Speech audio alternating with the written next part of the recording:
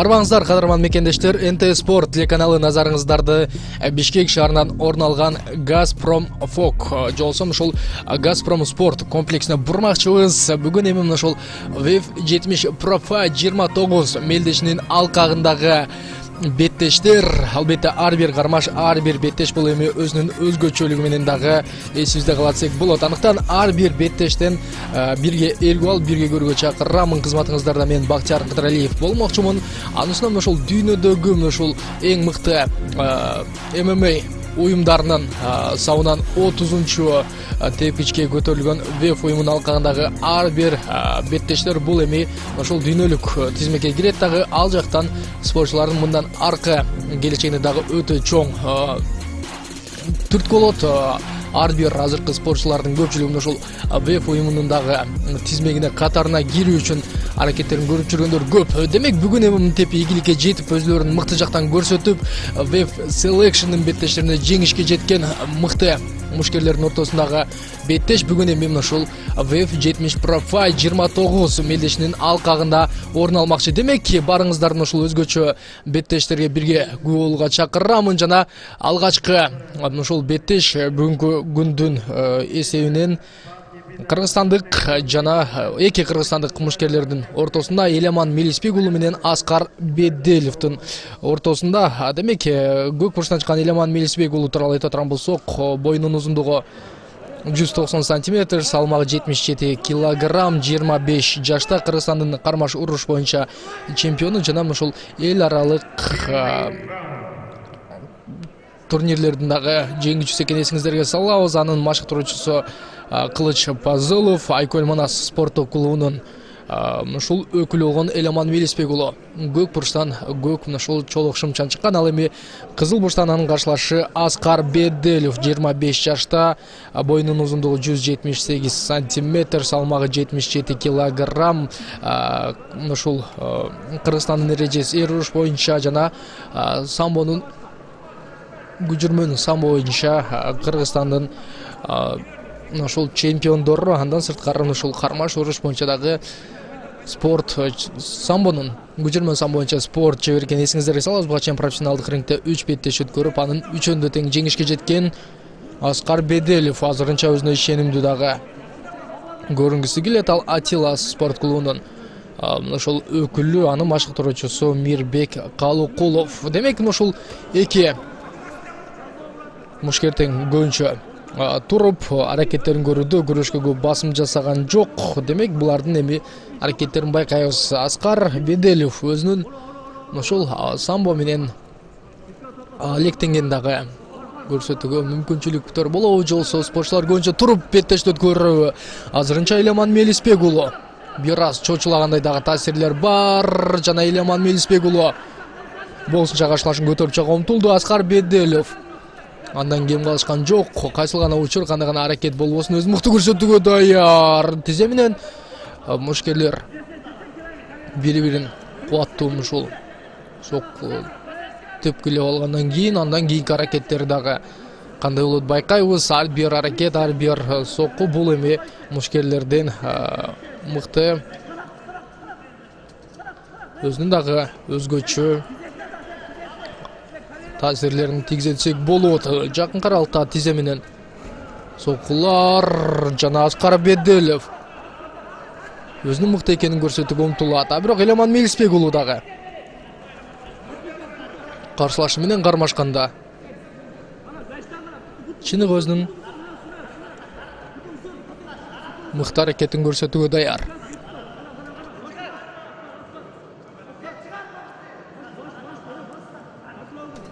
Ашыкпайт спортчулар.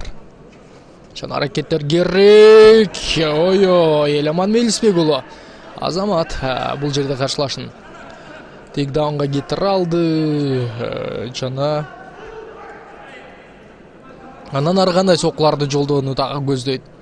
Байкап көрөбүз.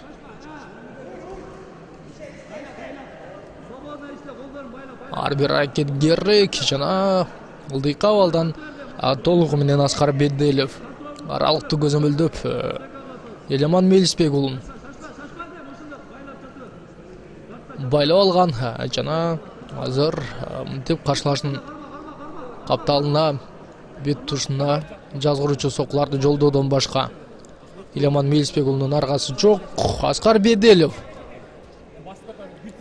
Эгерде калысы тургузбасам ушул беттештин соңуна чейин дагы кармап тура берүүгө даяр экенин көрсөткүсү келет. Бирок Иламан Мелисбек уулунун каптал сокулары дагы бар жана аракеттерди байкап көрөбүз.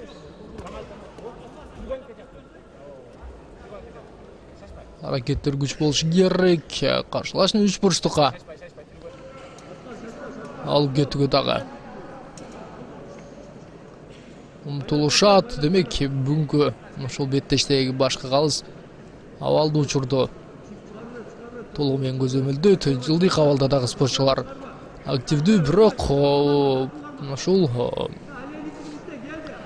мындан дагы активдүүрөөк болуусу бул спортчулардын мыкты даярдыгынан, мыкты аракетинен кабар берери талашсыз. Иламан Мелисбек уулу демек чыгып кетүүнү көздөбөйт. Ал эми Аскар Беделев анын каршылашын байлоого канчага чейин чамасы жетет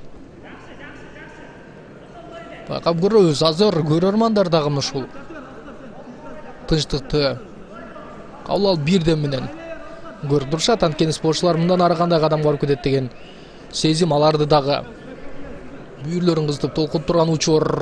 Демек Иламан Мелисбек уулу менен Аскар Беделевдин ортосундагы беттештин дагы ушул убактысы барган сайын соңуна чыгууга аз калат жана спортчулардын аракеттерин байкайбыз. Демек биринчи раунд соңуна чыгат дагы. Мынтип спортчулар өз жыйынтыгын, өз аракетинин ушул жыйынтыгын чыгарышат. Биз болсо экинчи раундду күтөбүз.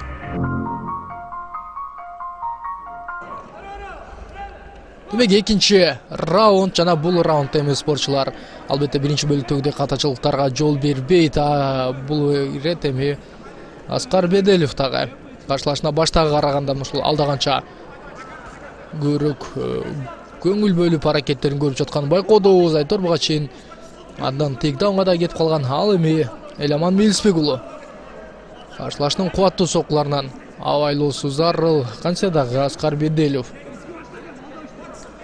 эрежеси зер уруш боюнча жана ошол көчүрмө самбо боюнча жөн жеринен чемпион атыккан жок экенин жакшы билебиз. Ал эми кармаш уруш боюнча чемпион атыккан Иламан Мелисбек уулу жай гана кыймылдайт. Аракеттер бар жана түз сокулар менен азыр Аскар Беделев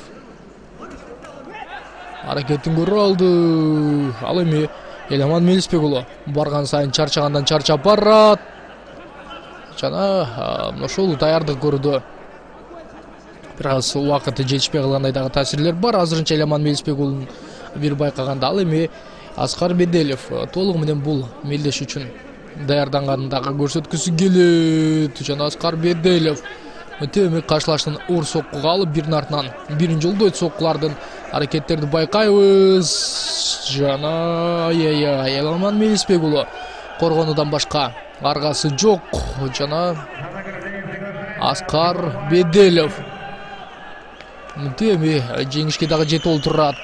Өзгөчө куттуктайбыз Иламан Мелисбек уулунун албетте чарчап калганы болду. Болбосо ал биринчи бөлүктөгүдөй соңуна чейин менимче кармашууга даяр дагы болчу.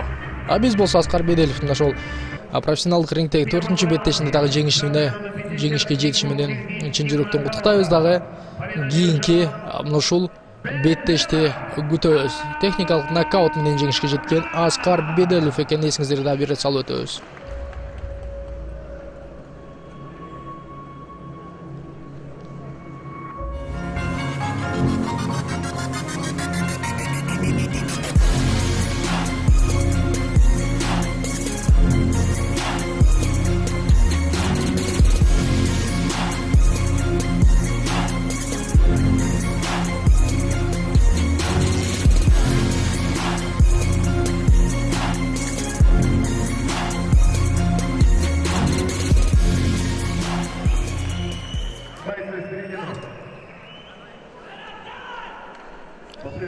Демек, Қазақстандық жана Кыргызстандык мушкерлердин кезгелүүсү Рустам Сайдуллаев. Ошол Қазақстандык мушкер, ал эми анын каршылашы Кыргызстандык Кайрат Нурбай уулу. Демек, ошол жазуулар чыгарганда Қазақстандык мушкердикин Кыргызстандык деп жаңылуу менен чыгарып алды. Аны туура түшүнөсүздөр деген уйдон эми техника деген техника ал муну которо коюп бир аз кыйынчылыкты да жаратат. Рустам Сайдуллаев мына ушул 35 жаштагы казакстандык спортчу, салмагы 57 килограмм, боюнун узундугу 167 сантиметр, Казакстандын эрежес эр уруш боюнча чемпиону жана ММА менен машыгып келген Рустам Сайдуллаев азыр Кайрат Нурбай уулунун үстүнө чыгып алды. Кайрат Нурбай уулу 19 жашта, салмагы 57 килограмм, боюнун узундугу 175 сантиметр, эрежесиз эр уруш боюнча Кыргызстандын чемпиону. Буга чейин профессионалдык рингте 4 беттеш өткөргөн, 4-өндө тең жеңишке жете алган. Тагайби ошол спорт клубунун өкүлү, анын машыктыруучусу Амангелди Тагаев. Айтор атаман деген ошол кайманатка ээ болгон Кайрат Нурбай уулунун аракеттерин дагы байкап көрөбүз. Казакстандык мушкер буга чейин профессионалдык рингте 9 беттеш өткөрүп, анын 6-сында жеңишке жетип, 3 ирет ошол жеңилүү ызасын таткан дагы эскизерге салып өтөбүз. 3 бурчтук ыкмасы жана Кайрат Нурбай уулу Бали Азамат тартып кете алабы же бул жерде Рустам Сайдуллаев андан кутулуп кетүүгө мүмкүнчүлүк ала алабы? Толугу менен тартууга даяр жана Рустам Сайдуллаевдин дагы кутулуп кетүүсү азыр бир аз кыйындай. Таасирлер бар жана аракеттер дагы байкап көрөбүз. Демек, беттеш мынтип соңуна чыгат дагы Кайрат Нурбай уулу Бали тажрыйбалуу каршылашын мынтип жеңип өзүнүн кубанычын дагы майрамдап турган учур. Ал эми Рустам Сайдуллаевга биз ийгиликтерди каалайбыз. Ал эми Кайрат Нурбай уулунун мындан кийинки аракеттерин дагы көрүүдө кубанычтуулбуз. Буга чейин Кара Кулжа жана Кара Сууда өткөн ушул мелдештерде дагы акыркы беттештер ошолор болчу. Ал жактан жеңишке жеткен Кайрат Нурбай уулу эми мынтип желекти бийикке көтөрүп өзүнүн кубанычын дагы тең бөлүшүп турган учур.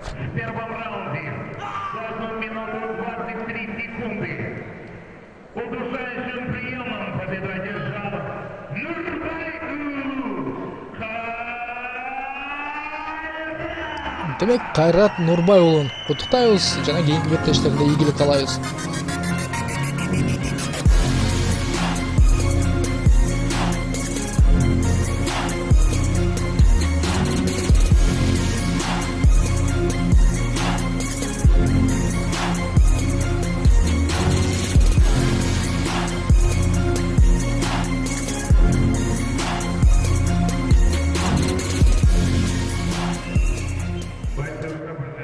Демек, биз кийинки беттешке көңүл бурабыз. Курбаналы Раманкулов менен Баймурат Сайтиевдин ортосундагы беттеш жана биз ушул мушкерлердин аракеттерин байкап көрөбүз. Кайсыл мушкер өзүн мыктылап көрсөтө алат, кайсыл мушкердин ошол өзүн көрсөтүүсү чындыгында эле өзгөчө жана көзгө толумдуу болорун байкап көрөбүз. Ар бир аракет, ар бир учур өзүнүн мыкты жагын көрсөтөт деген ишеничтебиз жана спортчулар жакынкы аралыкта ашыккан жок.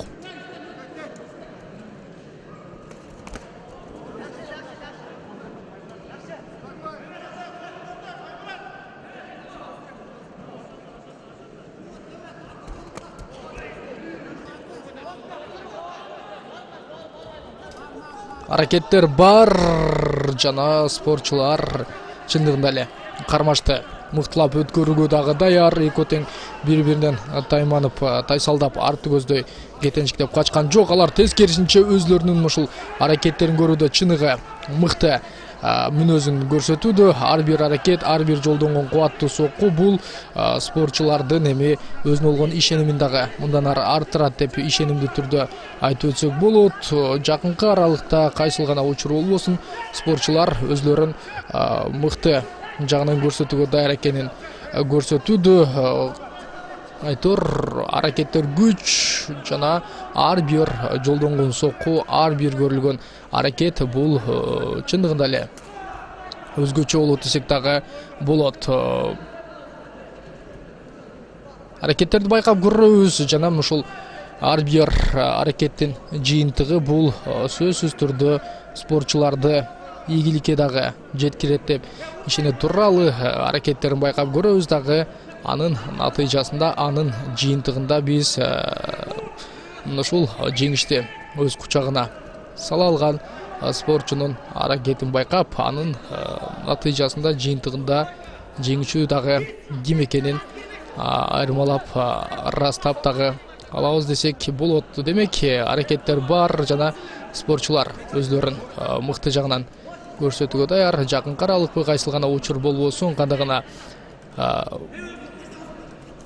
учурлар болбосун, спортчулардын чындап эле аракеттери күч болот десек дагы болот. Азыр ушул жакынкы аралыкта ой куаттуу соккуларды өткөрүп алуудан бул жерде сөзсүз түрдө абайлоосу зарыл. Антпесе Баймурат Сайтиевке бир аз кыйыныраак болуп калат. Ал эми Курбаналы Раманкулов өз соккуларын жолдоду, мыкты экенин дагы көрсөтүүгө умтулат. Баймурат Сайтиев аракеттерди көрдү дагы.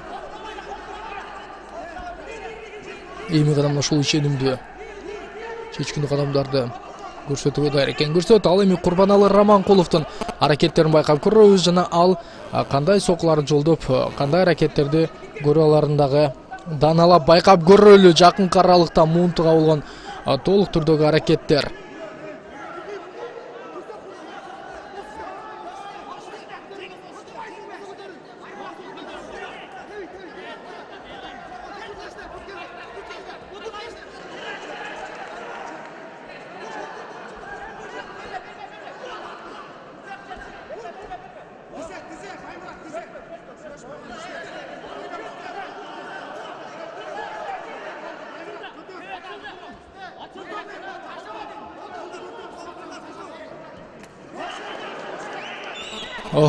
Баймурат Сайтиев өзүнүн каршылашынын авашы тепкенге дагы даяр экенин көрсөтөт. Жана лоу кик, хай кик, айтор ушул ар бир аракеттер жумшоду. Ийгиликтүү таасирлерди көргөнгө даяр. Курбаналы Раманкулов дагы беттешти. Толугу менен өзүнүн көзүн önүндө өткөрүүгө даяр. Жакынкы аралыктан бул кайсыл гана учур болбосун, сокку артынан сокку жолдойт. Ал эми Баймурат Сайтиев азыр ушул өзүнүн кубаттуу соккулары менен каршылашын нокдаунга кетирүүгө дагы толугу менен умтулат. Анын бул аракеттери канчалык деңгээлде өзүнүн ушул оң таасирин тийгизет байкап көрөбүз. Канча дагы ар бир көрүлгөн аракет, ар бир жолдонгон сокку бул эми жөн жерден эмес экенин дагы жакшы билебиз. Андыктан аракеттердин баардыгын байкап көрөбүз дагы. Спортчулардын бул аракеттери аларга кандай жыйынтык, кандай натыйжа алып келерин дагы байкап көрөбүз. Демек, биринчи раундтун бүтөрүнө дагы убакыт өтө аз калат. Ал эми спортчулар болсо бул аракеттердин жыйынтыгы менен кандай кадамдарга бараларын дагы байкап аңлап көрөбүз. Биринчи раунд соңуна чыгат жана биз экинчи раундтагылардын аракеттерин күтөбүз.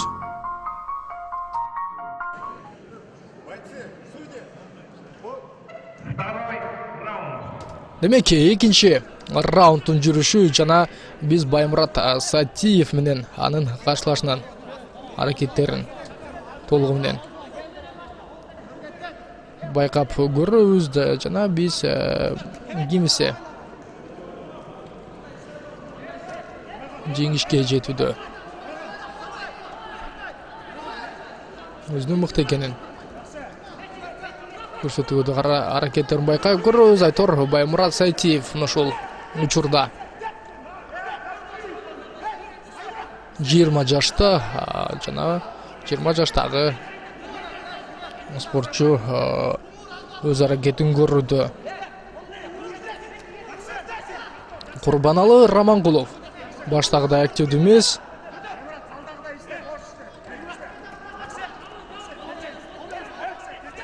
Жана Курбаналы Раманкуловдун дагы активдүү аракеттер кери канча дагы.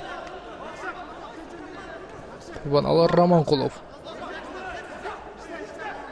өзүн көрсөтүүдө мыктуулугу дагы умтулушу керек. Жана жакын аралыкта каршылаштардын күрөш кылган аракети өзүнөн ашыра чабуу. Бул жерде Баймурат Сайтиевден орындалды. Жана Баймурат Сайтиев кандай аракеттерди көрүүгө дайын экенин байкап көрөлү. Айтор спортчулар ар бир бөлүктө, ар бир учурда бири-биринин колдорун тартып кетүүгө, бутун тартып кетүүгө айтор жолсо муунтуп жеңүүгө бардык аракеттерин көрүүгө дагы даяр. Курбаналы Раманкулов тагыраагы Баймурат Сайтиевди бир аз текшерип кыжырына дагы тийгиси келет. Жана ушул эрежеден сырткаркы тепкилерге барбашы керек. Баймурат Сайтиев ал аксыбайдагы аракеттерди көрүшү керек. Ал эми Курбаналы Раманкулов абайлы достор, мына ушинтип атып каршылашынан катуу сокулардан түшүп калышы ыктымал дегиче өзүнө бир катуу сокку өткөрүп алды. Жана башкы калыс беттеште туруп улантууга чакырабы? Жок, азырынча аракеттерди көрүүгө дагы таяр эмес. Жана жок, беттеш туруп улантылат. Эми гана ушул Баймурат Сайтиев менен Курбаналы Раманкуловдун кайрадан активдүү аракеттерин көрөбүз. Айтор биринчи бөлүктө чындыгында эле мыкты аракеттерди көрө алышты. Жана кубаттуу соккулар менен Баймурат Сайтиев кирип келет. Азыр каршылашына караганда тамайраак болгоо дагы көрүүгө умтулуп баштады. Ар бир жолдон сокку, артынан сокку бар. Бул аракеттери ийгилик менен коштолобу байкап көрөбүз. Баймурат Сайтиев мынтеби каршылашын тейкдаунга кетирүүгө дагы даяр. Жана аракеттери оң чыккандай да таасирлер бар.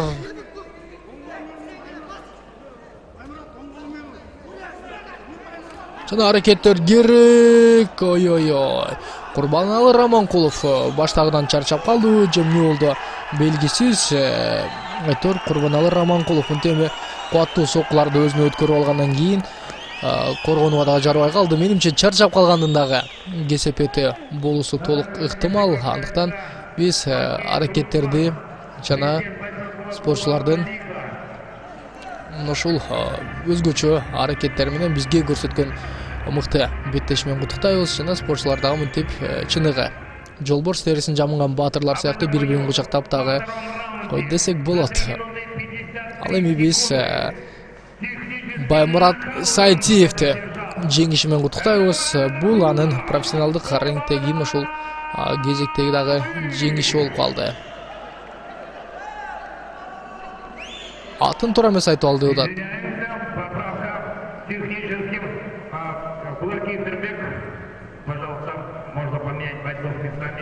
Баймурат Сайтиев.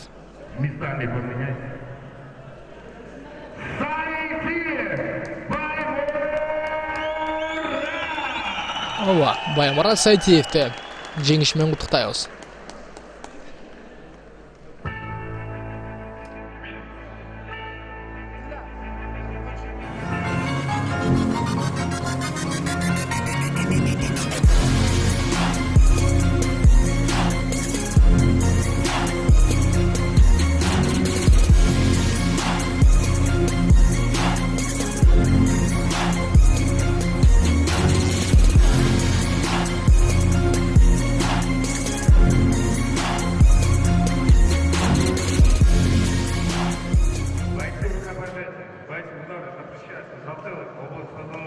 Манас Эркул уулу менен Азимжон Тажалиевдин ортосундагы беттеш өзбекстандык спортчу 23 жашта, боюнун узундугу 175 см, салмагы 66 кг. Кармаш уруш боюнча Өзбекстандын чемпиону жана Ахмат мына ошол спорттук клубуна машыгып келет. Надир Кадыров машыктыруучусу болгон спортчу буга чейин профессионалдык рингде беттеш өткөргөн эмес. Ал эми анын каршылашы кыргызстандык Манас Эркул уулу анын ушул салмагы 66 килограмм, боюнун узундугу 170 сантиметр. 5 жолку ушул Кыргыз Республикасынын грэпплинг боюнча чемпиону жана грэпплинг боюнча дүйнө чемпиондугунун ушул байгелүү орнунун ээси, грэпплинг боюнча спорт чебери, файтер кейжи ошол спорт клубунда Кенжебек Чекировдун колунда машыгууларды өткөргөн Манас Эркул уулунун ушул кайманаты Айкөл экенин дагы эсиңиздерге салабыз. Жана мынтип өзбекстандык спортчуну толугу менен бурчка такап алып, андан аркы өзүнүн аракеттерин көрүүгө дагы Манас Эркул уулу умтулат. Манас Эркул уулуна каршылык көрсөтүүдө Азимжан Тожалиев кандай аракеттерди көрсөттү жана Тожалиевдин каршылыгында байкайбыз. Азырынча толугу менен беттешти Манас Эркул уулу өз көзөмөлүн алууга умтулат жана анын аракеттери толугу менен ишке ашат. Грэпплинги дагы мына ошол чыныгы мыкты экенин билебиз. Жана мынтип кубаттуу сокку артынан сокку жаадырат. Ал эми Азымжан Тожиев кандай аракеттерди көрө алат? Жок, беттеш токтолот жана албетте мынтип Манас Эркул уулу өтө бир кооз, өтө бир керемет жеңишке жетет. Дагы биз Айкөл деген ушул кайманаттын ээси болгон спортчуну жеңиши менен чындыгында дагы куттуктайбыз. Өзгөчө жеңиш. Бул жерде Азамат ушул Азимжан Тожалиев өзүнүн тажалдыгында көрсөтө алган жок. Ал эми Манас Эркул уулу чыныгы эле ушул өзүнүн атын жөн жерден көтөрүп жүргөн жок десек да болот. Айтор анын Айкөл деген ушул кайманатында дагы бар. Манас Айкөл деген сыяктуу дагы ушул кайманатты алып жүрсөк болот. Ал эми өзбекстандык спортчуга ушул кийинки беттештеринде дагы ийгиликтерди каалайбыз.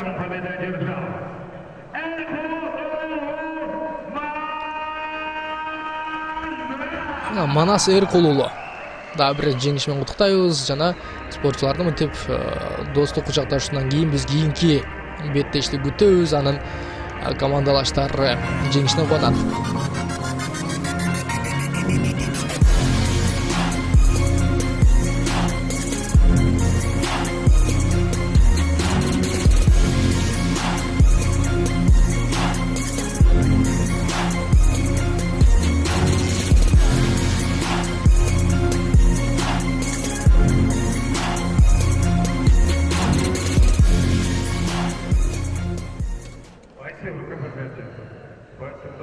Демек, өзбекстандык Азамат Рахимов жана кыргызстандык Айбек Шумкарбеков кез келишет.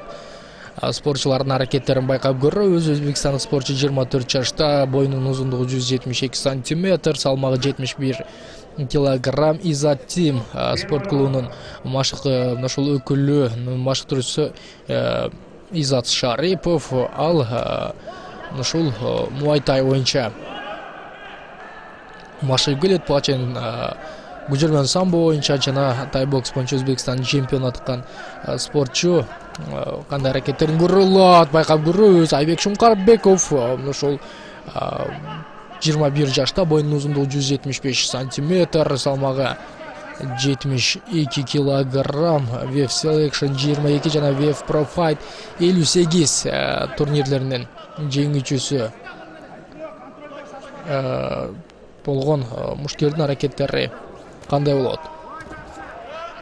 Аракетин көрөбүз. Pride Team ошол Талас спорт клубунун өкүлү болгон Айбек Шумкарбеков буга чейин профессионалдык рингте 6 беттеш өткөрүп, анын 4-үндө жеңишке жетсе, 4 ирет ошол жеңил жазасын тарткан. Ал Чыңгыз Изабековдун колуна машыгып келет жана анын спорттогу кайманаты Орел жолсо бүркүт деп койсок да болот. Өзүнүн чолок шымынындагы оң жагында жазылып турат Орел деп өзүнүн ушул кайманаты. Демек биз ушул бүркүттүн чапчаңдыгын, алгырлыгын дагы байкап көрөбүз жана ал чындыгында эле азырынча ушул бүркүттөрдө эле чап салып, бүркүттөрдө эле ушул каршылашына тап көрсөтүп, аракетин көрүүгө мыкты экенин дагы умтулат. Ал эми Азамат Рахимов кандай жооп берет, өзүн канчалык деңгээлде мыкты көрсөтөт, аны дагы байкап көрөбүз. Толугу менен беттешти Айбек Шумкарбеков көзөмөлдөгө умтулат жана Орелдун мынтип каптал соккулары менен дагы каршылашынын шаштысын алуу болгон аракеттери, ар бир учур, ар бир аракет бул эми ийгилик менен коштолуусу дагы зарыл. Демек мунтуга болгон аракеттер бар жана каршылашын мунталабы жок. Кубаттуу сокулар менен гана уруп Тимболго токтолот. Биз болсо анын ушул калган аракеттерин дагы байкап көрөбүз жана бул аракеттер кандай таасирин тийгизет байкап көрөбүз. Аракеттер бар, ар бир коштолгон учур, ар бир кубаттуу сокулар бул спортчулардын мыкты даярдыгынан дагы кабар берери талашсыз. Андыктан аракеттерди байкайбыз жана учурларды дагы көрөбүз. Спортчулардын ар бир жолдогон соккусу, ар бир көргөн аракети өзгөчө. Андан ары Айбек Шумкарбеков каршылашын үстүндө отурган боюнча ошол кубаттуу сокуларды жолдоп атты, бир аз чарчап калгандай. Демек Бүркүттүн дагы ошол чарчап калды, бир аз эс алып алуусу керек, бирок ал ортодо толугу менен көзөмөлдөп каршылашын байлаган абалда. Аракеттерин улантууга дагы дайын. Биз болсо аракеттерди көрөбүз. Ар бир аракет, ар бир жолдонгон кубаттуу сокку бул эми спортчулардын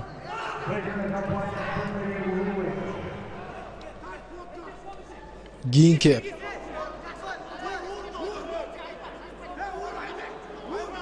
аракеттерин көп кабар берет жана Айбек Шумкарбеков мынтеби каршылашын мунтуга болгон аракеттери бар жана Азамат Рахимов багынып берүүдөн башка аргасы жок. Ал эми Шумкарбеков болсо Ореолуна ошол өзүнүн кубаттуу колдору менен каршылашын мунтуп мынтип жеңишке жеткенден кийин ашыкпайт. Ошол өзүнүн салкынгандыгына кармап жеңиште дагы ошол өтө бир белгилеген жок. Айтор ал ошол жете турган жеңиштер али алдыда деген, мен жете турган жеңиштер али алдыда деген сыяктуу дагы таасирлерди калтырган Айбек Шумкарбековдун албетте биз кийинки ошол беттештерин дагы күтөбүз жана Ореолдун биз бул жеңиш менен куттуктайбыз.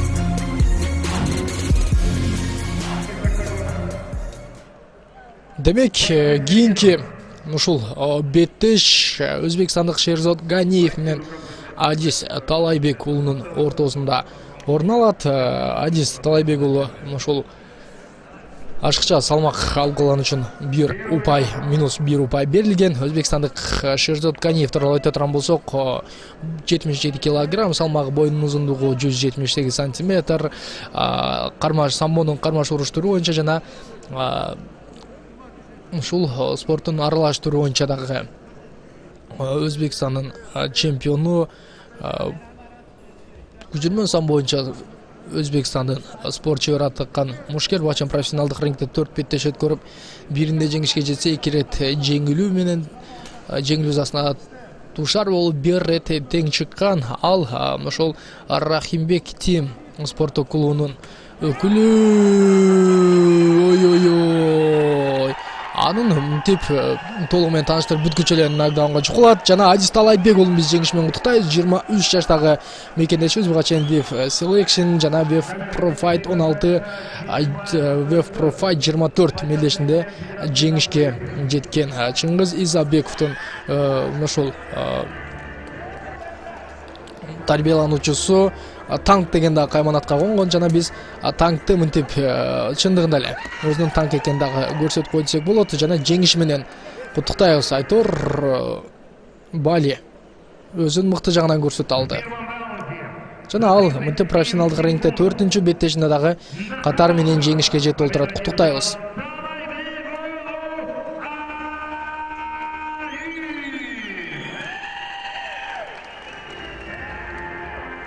Адис Талайбек уулу чындыгында эле керемет жеңишке жетти. Кооз жана керемет өзгөчө жеңиш десек дагы болот. Биз кийинки беттешти күтөбүз.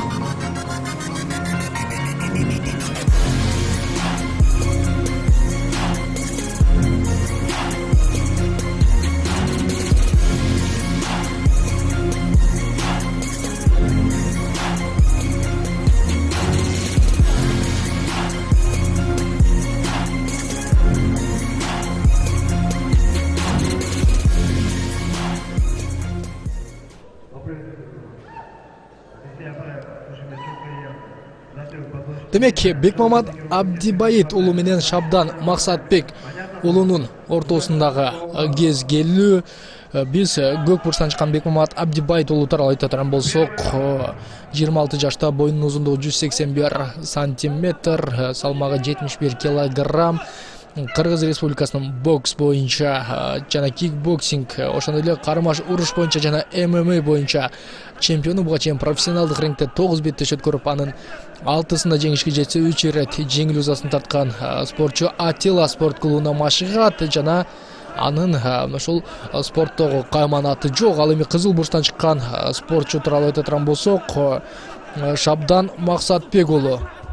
Ал ошол 23 жашта, боюнун узундугу 175 сантиметр, салмагы 71 килограмм. Буга чейин ошол эрежесиз ир уруш боюнча жана Wave Pro Fight, Wave Selection турнирлеринде жеңишке жете алган. Профессионалдык рингте 2 беттеш өткөрүп, экөндө тең жеңишке жеткен спортчу ынтымак ошол спорт клубунда машыгат жана Шабдан Максатбек уулунун кайманаты бул Шерхан. Албетте Магулидеги Шерхан сыяктуу терс карман болбосо да, бирок ошол сыяктуу эле ошол күчтүү аракеттерди көрүүгө даяр экенин буга чейинки ошол беттештин башталышында көрө алдык. Демек, алардын аракеттерин дагы байкап көрөбүз жана кандай аракеттерге, кандай соккуларга, кандай өзгөчө, көзгө толумдуу аракеттерге дагы бараларын байкап көрөбүз. Айтор, ар бир учур, ар бир көрүлгөн учурлар бул спортчулардын мыкты даярдыгынан дагы кабар берет. Жана Бекмамат Абдибайит уулу менен Шерхан жолсо Шабдан Максатбек уулунун ылдыйкы бөлүктө бири-бирин толугу менен көзөмөлдөп, бири бутун кайралса, экинчиси каршылашына мынтип бутун алдырып, өзүнүн куаттуу соккулары менен чектелет. Жана биз бир спортчуну өтө бир ыңгайлуу абалда деп айтууга болбойт. Болгону бул жерде Шерхандын азыр мынтип каршылашын муштоого дагы мүмкүнчүлүктөрү бар. Андан ары бутун тартып жутууга Бекмамат Абдибайит уулу аракетин көрөт. Ал эми Бекмамат Абдибайит уулунун көтөртпөй дагы мынтип өзүнүн барскан андай болгон соккуларын жолдойт жана мынтип балка менен мык каккандай болуп каршылашына дагы балка соккуларды жолдоого умтулган аракеттери Шабдан Максатбек уулу азырынча өзүн ыңгайлуу сезди. Каршылашы буанын бутун кармаган менен андан аркы аракеттерди көрүп кете албайт. Андыктан бул жерде Бекмамат Абдибайит уулунун анын бутуна жабышка эч кандай себептер дагы жок болчу. Эми гана мынтип байлап алып дагы андан ары аракетин көрсөтпөгө толугу менен умтулат. Биз спортчулардын аракеттерин дагы байкап көрөбүз жана алар мынтип бири-биринин жолдорун байлап, колдорун байлап аракеттерди дагы толугу менен көрүүгө терс таасирлери тийгизет. Дылдыйдан жогоруну көздөгөн жакын аралыкта жазгыруучу соккулар Бекмамат Абдибайит уулунан орундалды. Ал эми Максатбек, Шабдан Максатбек уулу андай аракеттерди көрүп коет. Шабдан азыр өз аракетин көрүүдө өзүн ишенимдүү сезет. Жана мындан ары кандай кадамдарга барууга дагы даяр экенин байкап көрөлү.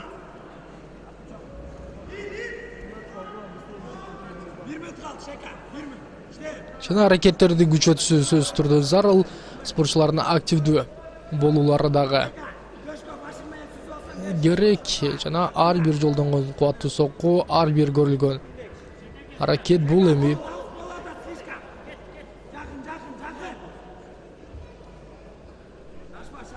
өзгөчө дагы болсок болот.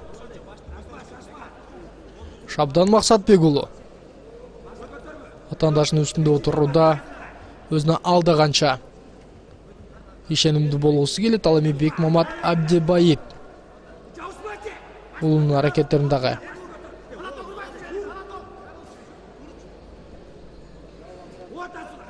Аракеттер дагы бар.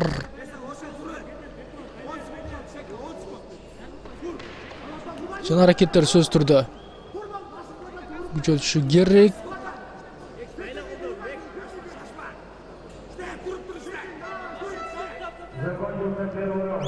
Демек биринчи раунд соңуна чыгат дагы спортчулар аракеттерин экинчи раундда көрүшөт.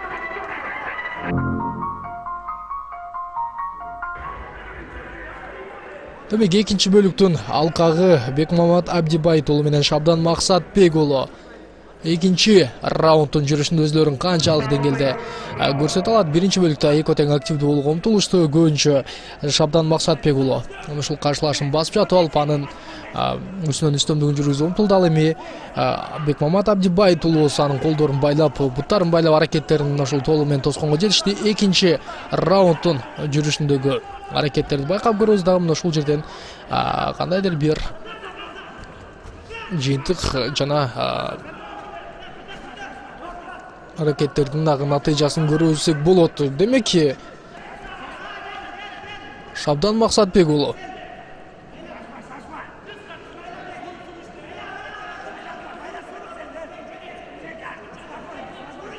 каршылашын байлап алуудагы аракеттерин көрүүгө даяр. Ал эми Бекмамат Абдибайт уулу кандай кадамдарга, кандай аракеттерге барат байкап көрөбүз. Өзлөрүнө ишенимдүү болгусу келет.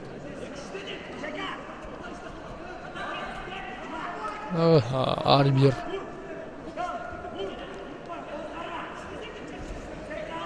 ар бир аракет өзүнүн оң таасирин дагы тийгизүүгө байкап көрөбүз. Шабдан ой каршылаштын кубаттуу соккусун өткөрүп алгандан кийин тепкисин жеп алды. Жана Бекмамат Абдибайт уулу мына эми гана өзүнө бир аз келе түшкөндө Шабдан Максатбек уулу каршылашын ошол кара күч жагынан бир аз алып коюп жаткан. Бирок бул жерде эми Бекмамат Абдибайт уулу бир аз эбин таап кеткендей дагы таасирлер бар. Жана аракеттерди байкап көрөбүз. Шерхан каршылаштын алдына түшүп калды. Шерхан кандай аракеттерди көрөт байкап көрөбүз. Анын үстүнө турган Бекмамат Абдибайт уулу мынтип кубаттуу соккуларды кезек менен дагы жолдоп жатканын байкоодобуз.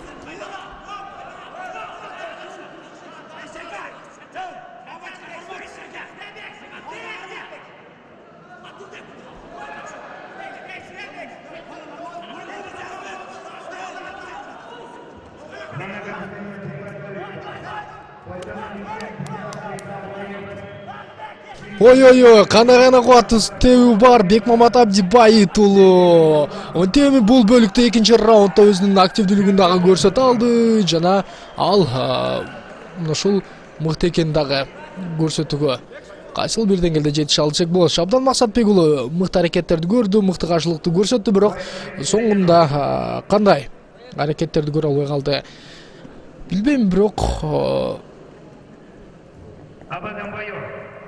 канча дагы өзүн мыктылап көрсөтүп кое алды. Биз ушул Бекмамат Абдибайт уулунун жеңиши менен куттуктайбыз дагы кийинки беттешти күтөбүз.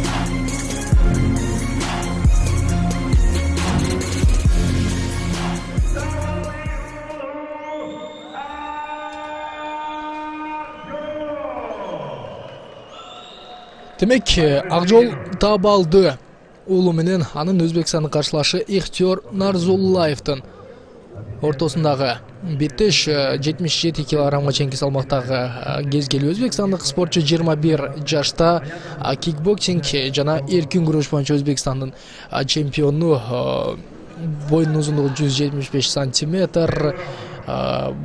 Ал ушул буга чейин профессионалдык рингде бир беттеш өткөрүп жеңишке жеткен. Башкаруучусу Фарход Халматов болсо, ал ушул Арслан деген спорттук клубдун өкүлү. Ал эми кыргызстандык Акжол Таабалды уулу тууралуу айта турган болсок, бойдун узундугу 174 сантиметр, 22 жаштагы мекендешибиз буга чейин ошол WEF Pro Fight жана WEF Selection 19 турнирлерине жеңишке жеткен. Профессионалдык рингде 3 беттеш өткөрүп, анын экисине жеңишке жетсе, бир жеңил узасын тартып алган Акжол Таабалды уулу өзүн мыктылап көрсөтүүгө даяр экенин дагы толугу менен көрсөтүүдө. Соңуна чейин байкап көрөбүз. Нургазы Амиркуловдун ушул тарбиялануучусу болгон Акжол Таабалды уулу Айкөл Манас спорттук клубунун машыгарындагы эсиңизерге салып өтөбүз жана каттуу соккуларды биринин артынан бирин жолдого умтулат. Аракеттерин соңуна чейин байкап көрөбүз. Кантсе дагы Акжол Таабалды уулу азыр мыкты экенин көрсөтүүгө дагы умтулуп койду жана мөөнөт номурда жеңишке жетүүгө дагы кайсыл бир деңгээлде мүмкүнчүлүк бар экенин байкоодубуз. Жете алабы жеңишке же болсо Ихтиёр Нарзуллаев өзүнө келип бул ушул каршылашынын кубаттуу соккуларынан котулуп кеткенден кийин дагы жооптуу аракеттерин көрө алабы? Муштар бар, биринин артынан бир жайт Акжол Таабалды уулу. Эми кандай аракеттерди мындан ары дагы көрөрүн күтөбүз. Азырынча каршылашын басып алгандан кийин мыкты кадамдарга, мыкты кубаттуу соккуларды жолдоого дагы даяр экенин көрдөбүз. Демек, калашынча каршылашын басып алат жана ал мынтип биринин артынан бирин жолдойт соккулардын. Ар бир аракет бул кубаттуу соккулар менен коштолушу керек. Ой-ой-ой, Ихтиёр Нарзуллаев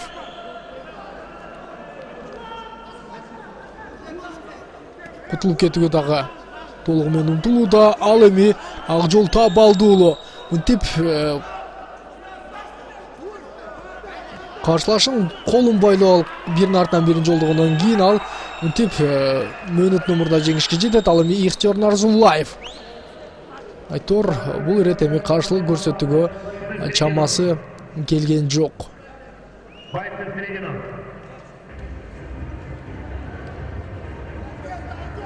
Албетте биз Акжол Таабалды уулун ошол техникалык нокаут менен жеңишке жетишимен чын жүрөктөн куттуктайбыз.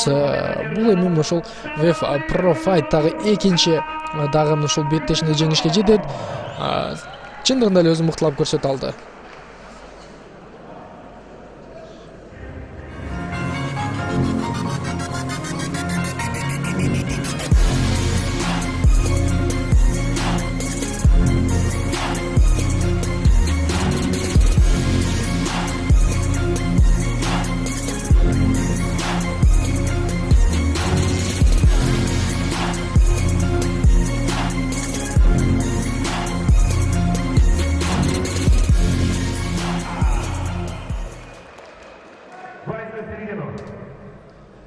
Демек, өзбекстандык жана кыргызстандык мушкерлердин беттеши Мухаммед Юсуф Касимов болсо, анын каршылашы Муса Юсупов 66 килограммга чейинки салмактагы беттеш.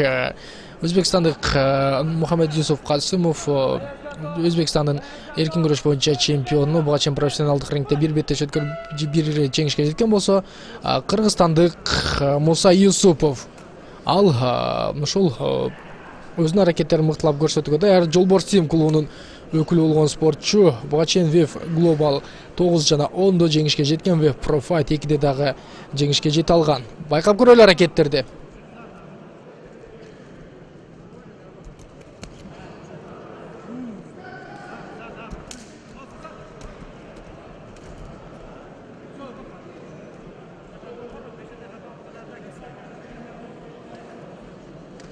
Муса Юсупов ийгиликтүү аракеттерди көрүүгө дагы даяр жана каршылашын мынтип алдыдан жогору көздөгөн соккулар менен дагы бир аз тынчын алууга умтулат. Аракеттерди байкап көрөбүз. Соңуна чейин кандай болот? Азырынча ушул Муса Юсупов өзүнө ишенимдүү экенин да көрсөткүсү келет. Автор 23 жаштагы Муса Юсупов өзүнүн үстөмдүгүн толугу менен жүргүзүүгө умтулат. Ал эми каршылаштын мынтип монусуна түшүп калды жана чыгып кете алабы? Туруп кетиши керек, багынууга себеп жок.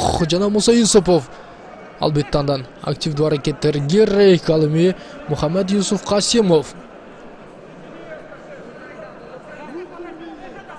Мухаммед Юсур Касимовдун ошол кайманаты карышкыр жолсом ошол өзү волк деп дагы жүрөт. Албетте карышкырдын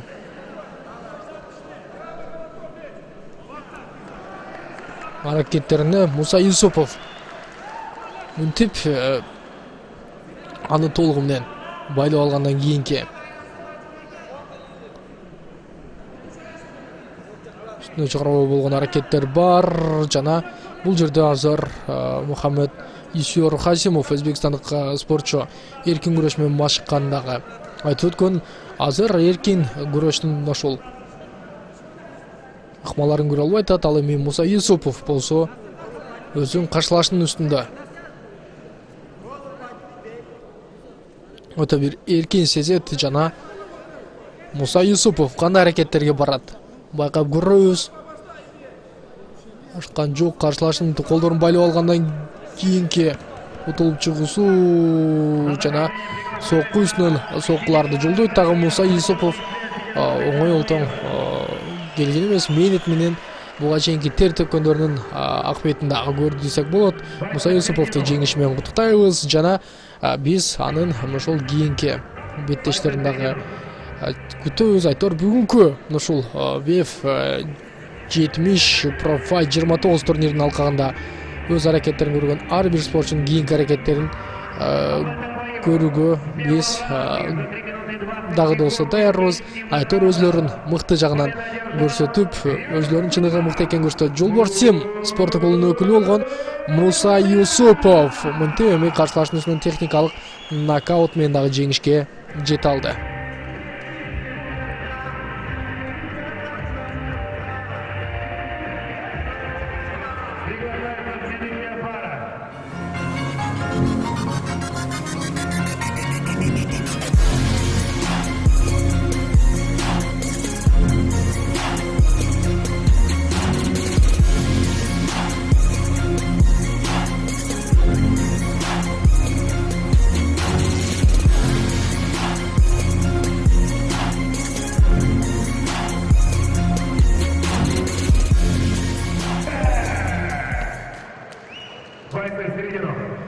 Демек, кыргызстандык эки мушкер Адлет Мусаев, көк бурчтан Максутбек Балтабаев, кызыл бурчтан чыккан ушул спортчулар аракеттерин байкап көрөбүз. Көк бурчтан чыккан Адлет Мусаев тууралуу айта турган болсок, 27 жашта, боюнун узундугу 175 сантиметр, грэплинг боюнча Кыргызстандын чемпиону жана грэплинг боюнча өлкөбүздүн спорт чебери. Буга чейин профессионалдык рингте 4 беш өткөрүп, анын экисине жеңишке жетсе, 2 ирет жеңилүү ызасын тарткан грэплингчи Адлет Мусаев азыр каршылашын мынтип шаштысын кетирүүгө умтулат. Ал эми Максутбек Балтабаев тууралуу айта турган болсок, ал буга чейин ошол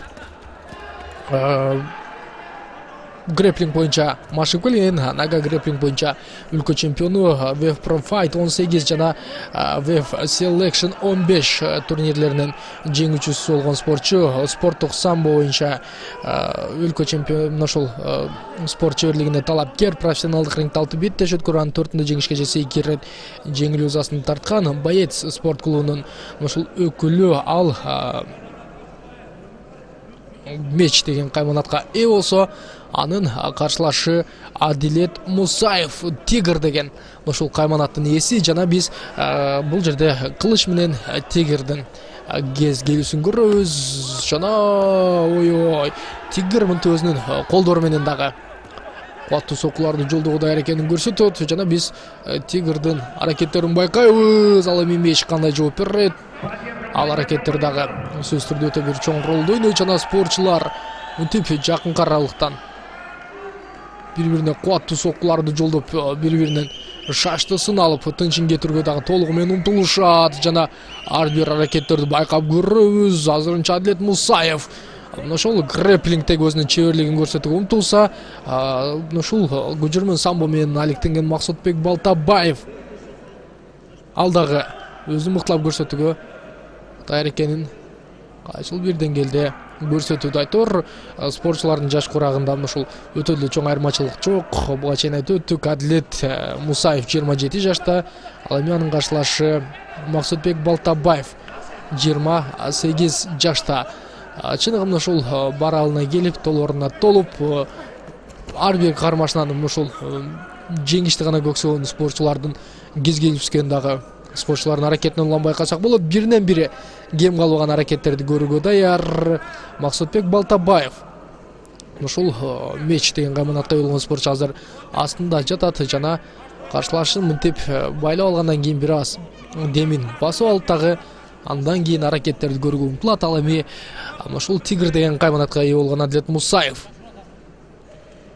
Ал эмне кылсам деген дагы өзүнүн оюнда турат. Ал дагы чарчап калгандай таасирлер бар жана мынтип өзүнүн базган жолсо биз ушул орустардан куалда деген сөздү ташыбыз. Ушул базган менен дагы соккуларын көрөт айтор. Жолсо эми балка десек болбойт. Бул спортчулардын ошол дене түзүлүшүнөн жолсо муштумун түйгөндө чоңдугунан көрүп туруп булардыкын базганга дагы салыштырсак болот. Ал ортодо азыр Максутбек Балтабаев байлап алуудан башка аргасы жок. Ал эми Адлет Мусаев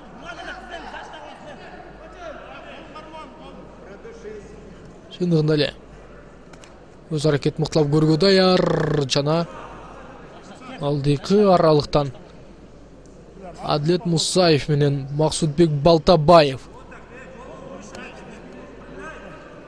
кандай кадамдарга, кандай аракеттерге барышат мындан ары дагы байкап көрөбүз. Толугу менен Максутбек Балтабаевдин көзөмөлдө болгонуна карабастан Адлет Мусаев мынтип катуу ошол тепкилердин артынан тепки, муш артынан муш жолдойт дагы кирип барып өзүнүн чыныгы спорттук мүнөзүн көрсөтүүгө дагы даяр экенин байкадыбыз. Ал эми Максутбек Балтабаев бир аз коргонууга дагы умтулат, ашыккан жок айтор. Спортчулар биринчи өзлөрүнүн демин басып алышы керек, өзлөрүнүн ушул аракеттерин көрүүгө чейин алар дагы толук түрдө баш керек. Ашыккан жок спортчулар. Эми гана ушул бири-бирин байлап алгандан кийинки аракеттерди байкайбыз. Жана жакын каралыкта тизе менен кубаттуу соккуларды Максутбек Балтабаев өткөрүп алды. Адлет Мусаев жооп берүүгө умтулган, бирок аракеттер кандай болот аны дагы байкайбыз. Меч менен ошол Тигрдин ортосундагы кездешүү жана албетте Адлет Мусаев атайлаган жок. Бул эми ошол кокустуктан дагы тийип калды. Ал эми биз Максутбек Балтабаевга ден соолук каалайбыз, беттешти уланталабы. Чын ушул менен бир ушул кубаттуу беттеш жыйынтыкталабы дагы байкап көрөбүз. Биринчи раунд соңуна чыгат жана спортчулар мынтип рингде таштап чыккандан кийин биз экинчи бөлүктү күтөбүз. Охо, демек беттешти уланталат. Экинчи раунд орун алат жана чындыгында эле ушул биздин кыргыз мушкерлеринин бир өзгөчөлүгү, бир артыкчылыгы бар. Каршылашы канчалык эрежени бузуп аракеттерди көрбөсүн, ал беттешти андан ары таштап коюп оңой жеңишке жеткиси келбейт. Ал биздин мушкерлер соңуна чейин кармашып туруп өзгөчө ушул аракеттерди көрүп коюуга дагы даяр экенин айтсак болот. Буга чейин өзбекстандык ушул спортчу дагы биздин мекендешибизде жаткан жеринен бетинен ушул бутун көтөрүп таштап салган, андай эреже боюнча жаткан ал учурда болбойт. Бирок ага карабастан биздин мекендешибиз туруп аны ушул жеңип алгандагы жакшы билебиз. Андыктан бул беттеште дагы ушул эки чыныгы баатыр деп койсок дагы болот биздин күчтүү спортчуларыбыз. Вев Pro Fight мелдештин алкагында Бишкек шаарында мынтип өз кимиси жеңишке дагы татыктуу экен, кимиси өзүнүн көрсөткүчүн мыктылоого даяр экен дагы аныкташууга аракеттерин көрүүдө Максутбек Балтабаев. Ал грэплингчи Адлет Мусаевдин кармашынан кутулушу сөзсүз түрдө кыйын, анткени ушул грэплинг эми бул күрөштүн да мыкты түрү. Азыр Максутбек Балтабаев туруп кетүүгө дагы аракетин көрөт, тизе менен кирип баруу. Албетте Адлет Мусаевдики оң болду жана мынтип Адлет Мусаев өзү тейкдаунга түшүп калгандан кийин Максутбек Балтабаев кандай аракеттерди көрө алат? Тор меч деген ушул кайманатка ээ болгон спортчу каршылаштын өзүнүн жөн жерден анын меч деп атабаганын дагы тастыкталып байкап көрөбүз. Аракеттер күч болушу керек. Жана Адлет Мусаев Тигр буга чейин ким ушул аракеттерде үстүндө калган болсо, бул ирет эми каршылашынын астына жатат. Ал байлоону деле ушул буту менен гана байлап койду, колдорун каршылашыныкын бош коет. Ал эми Максутбек Балтабаев бир аз чарчап калгандай дагы таасирлерди жаратат жана биз анын аракеттерин көрөбүз. Мынтип башынан ылдый тартып байлоо болгон аракет Адлет Мусаевдики азырынча өзүнүн оң натыйжасын дагы берет жана спортчулар мынтип сокку артынан сокку жолдоп кубаттуу аракеттерди көрүүгө дагы даяр. Демек аракеттерди байкайбыз. Жана Максутбек Балтабаев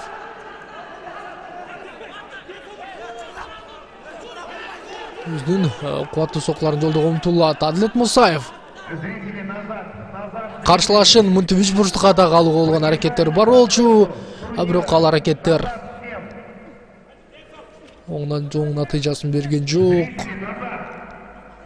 Аракеттер бар жана Адлет Мусаев менен Максутбек Балтабаевдин ортосундагы беттеш чындыгында эле барган сайын күчөйт жана Максутбек Балтабаев мынтип кубаттуу соккуларды жолдоого умтулат. Азырынча Адлет Мусаев чыгып кетүүгө мүмкүнчүлүк жаралган жок. Аны ошол торго такап алып дагы андан аркы аракеттерин көрүүдө Максутбек Балтабаев ийгиликтүү экенин көрсөткүсү келет. Ой-ой-ой. Адлет Мусаев азамат чыгып кете алды жана сокку менимче эрежеден сырт болгон жок. Тизе менен кармашууланат эки спортчу тең тизе менен жолдогон соккулар. Аракеттер күч.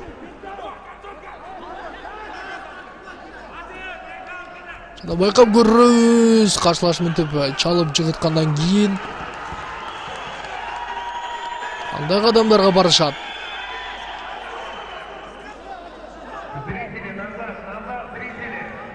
Аракеттер керек жана ар бир жолдонгон кубаттуу сокку, ар бир көрүлүп жаткан аракет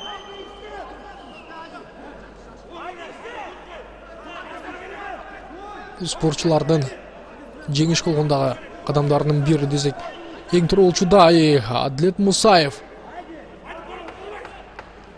каршылашын басып турат, бирок ушул бир гана каршылаштын үстүндө турбастан аракеттер дагы көрүшү керек. Демек экинчи раунд дагы соңуна чыгат жана спортчулар үчүнчү раундга чейин дагы жетип бара алышты. Үчүнчү раунддун жүрүшүндөгү аракеттерди дагы байкайбыз.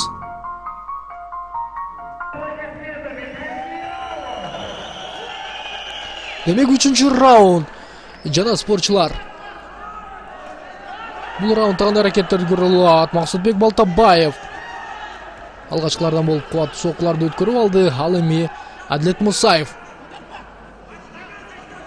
тандашын кайрадан көтөрүп чап, андан аркы аракеттерди көрүүгө даяр. Жана Максутбек Балтабаевдин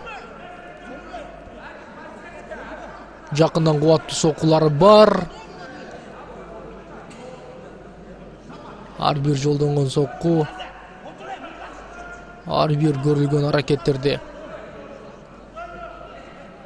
байкайбыз. Жана каптал Уктар менен Адлет Мусаев каршылашын байлайт. Ал эми Максутбек Балтабаев каршылашын деп утун тогоно калып толугу менен байлап алууга да умтулат. Адлет Мусаевдин аракети бар. Жана каршылашын тейкдаунга кетире алабы? Байкап көрөбүз. Аракеттер бар.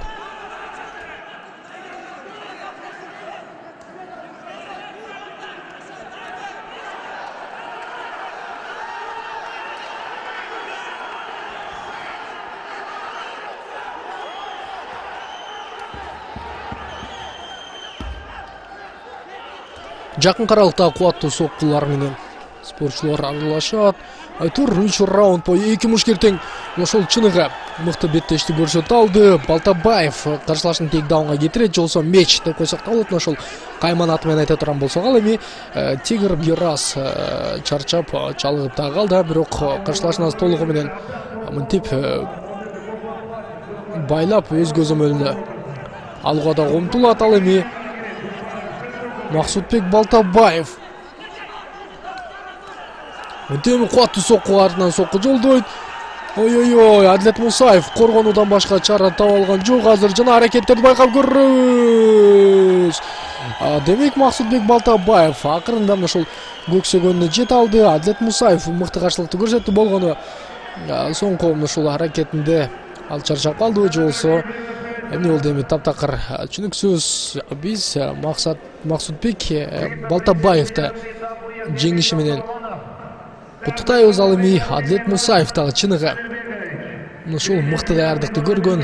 Бул беттешке бир гана жеңиш менен ушул жеңишке жетем деген тилек менен келгенди да көрө алдык. Айтор кармаш мыкты өттү. Эки спортчу өзлөрүнүн мыкты жагынан көрсөтө алды. Жана мынтип алар бири-бирине ыраазычылыгын дагы билдирди. Бири-биринин ошол күчтүү атаандаштар экенин дагы айта алды десек болот. Биз Максутбек Балтабаевди кылычты, жолсо меч деп дагы койсок болот. Ошол кайман атын өзүнүн ошол бүгүн эми меч деген атын дагы аныктап кое алды.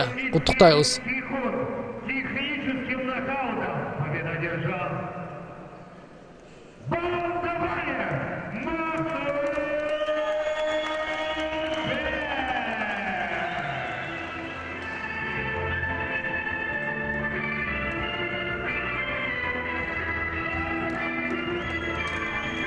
Демек мына кубаныч, мына сүйүнүч. Биз болсо кубануу менен кийинки беттешти күтөбүз.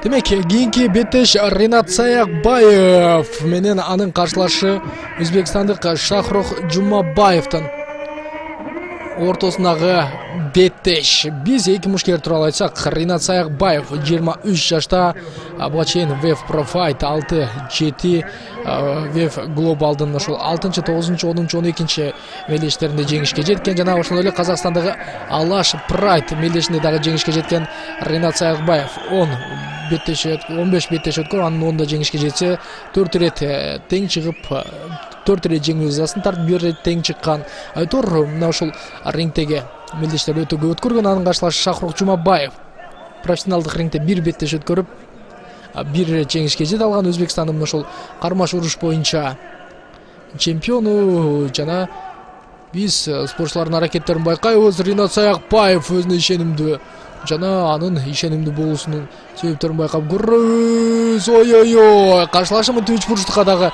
түшүп кала алды. Жана Шахрух Жумабаев 22 жаштагы өзбекстандык спортчу мынтип багын өрөт. Жана Ринат Саякбаев оңой менен кое берген жок.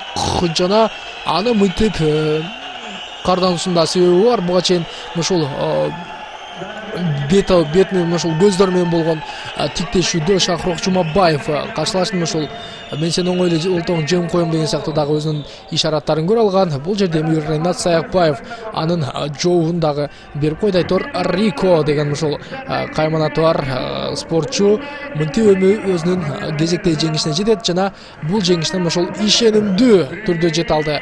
Демек Ринат Саякбаевди биз жеңиш менен куттуктайбыз. Албетте өзгөчө жана мыкты аракетти көрүп өтсек болот.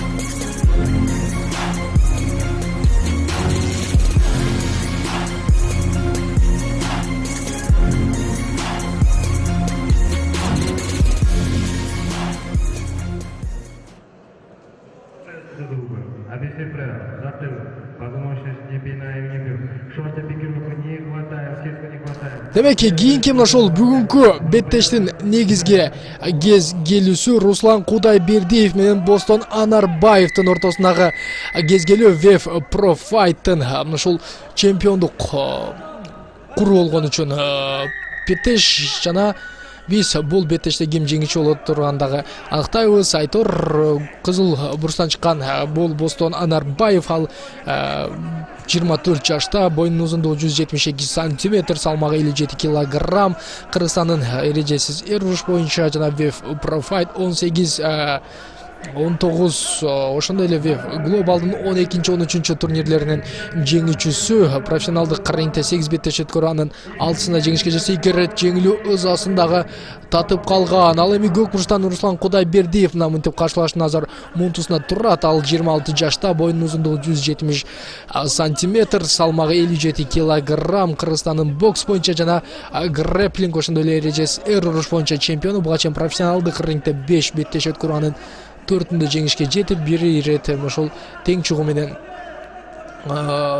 тең чугуга ыраазы болгон. Мирбек Калыкуловдун ушул тарбиялануучусу Атила спорттук клубунда машыгып келет. Анын спорттогу кайманаты Тигр жана Тигр мынтип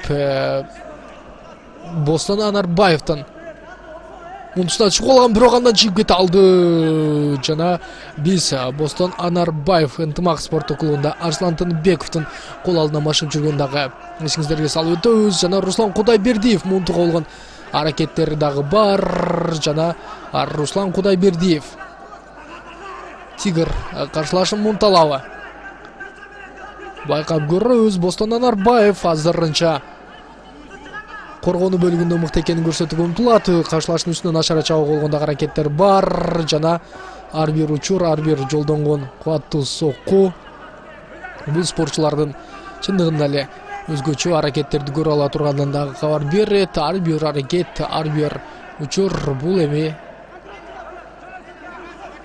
мыкты.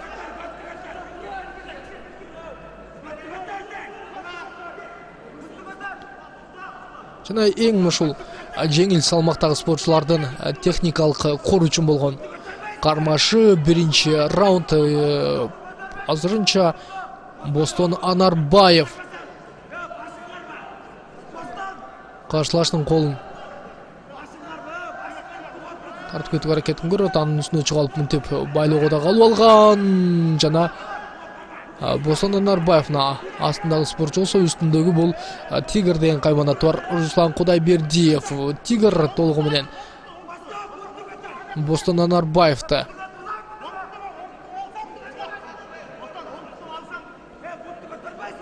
колдорундагы байлоо алган аракеттерин көрө алды жана спортчулар кандай кадамдарга дагы бара алышат байкайбыз. Азырынча Бостон Анарбаев өзүнүн мыкты экенин көрсөтүп умтулат. Аны кубаттуу соккулары менен Руслан Кудайбердиев шаштысын алууга умтулат. Биз болсо спортчулардын аракеттерин дагы байкап көрөбүз. Канча дагы мыкты кадамдарга, мыкты аракеттерге барган спортчулардын эки тең даяр аракеттерди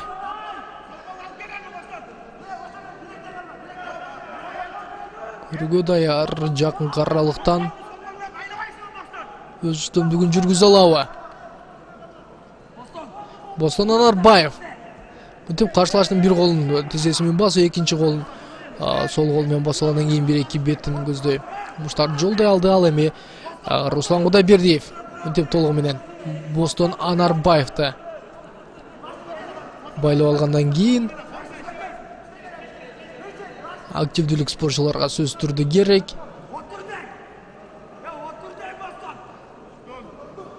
Жана кубаттуу соккулар, өзгөчө аракеттер дагы көрүлүшү зарыл. Руслан Кудайбердиевдин аракеттерин байкап көрөбүз. Руслан Кудайбердиев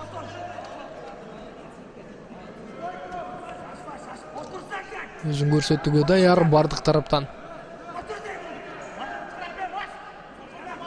Жана аракеттерин дагы байкап көрөбүз. Руслан Кудайбердиев буга чейин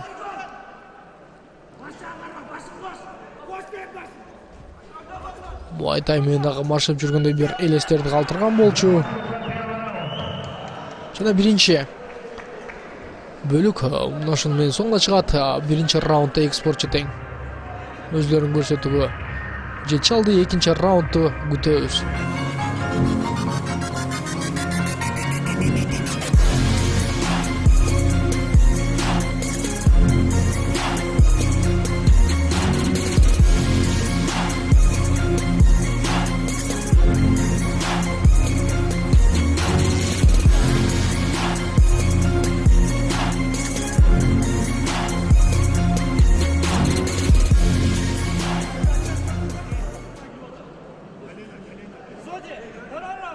Демек экинчи раунд жана биринчи бөлүктө эки спортчу тең бири-биринен кем калышпаган аракеттерди көрө алды.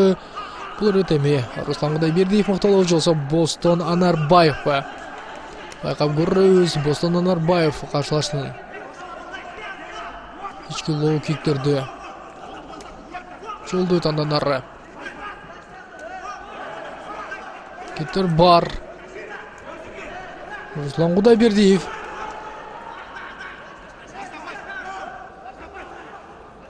өзүн көрсөтүүдө.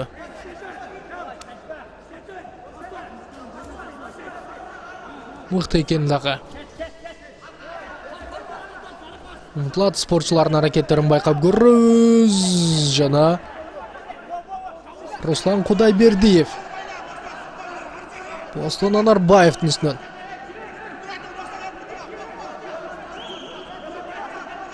көзөмөлүн жүргүзүүгө умтулууда. Албетте аракеттер күч болушу керек.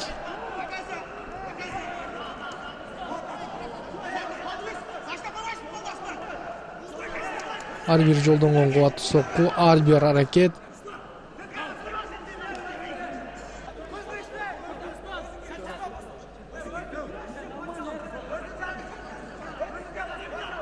Аракеттерди байкап көрөбүз.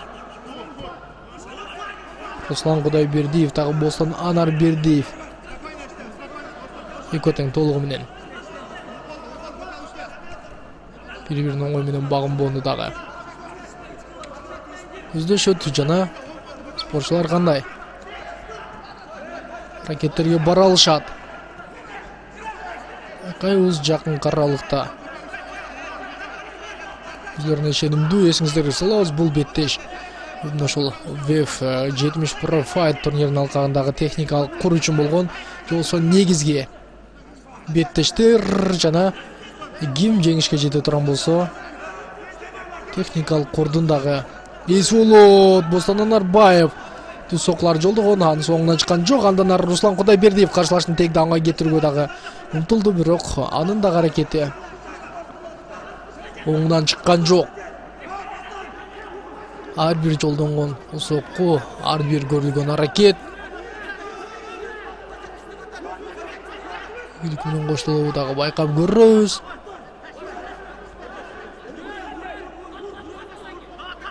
Ой-ой-ой, Руслан Кудайбердиев сол апперкот менен каршылашына тиялды, бирок Бостон Анарбаев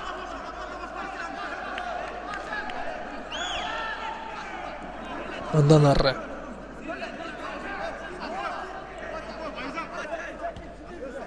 каршылашынын үстүнөн көзөмөл жүргүзгө дагы умтулат жана биз бул эки спортчунун аракеттерин дагы байкайбыз. Эсиңиздерге салабыз, Бостон Анарбаев буга чейин эрежесиз эр уруш боюнча Кыргызстан чемпиону аткан WEF Pro Fight 18 турниринде жана WEF Global 12-13 турнирлеринде дагы жеңүүчү атык алган. Ал эми анын ушул каршылашы Руслан Кудайбердиев.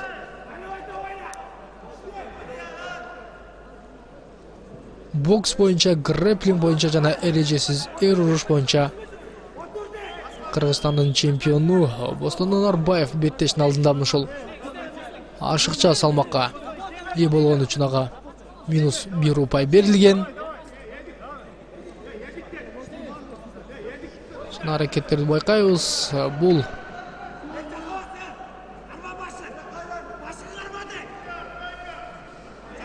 беттеше кирди эле спортчулардын кармашуусу менен ким бирөөсүнүн өзгөчө жеңиши менен аяктабаса, анда жеңиш Руслан Кудайбердиевке да бериши мүмкүн. Анткени Бостон Анарбаевка 1 упай кемитилген андан. Демек 3-чү раунд жана спортчулар бул 3-чү бөлүктүн жүрүшүндө толугу менен активдүү болууга умтулат. Анткени буга чейин дагы 2 раунд өткөрдү 5 мүнөттөн.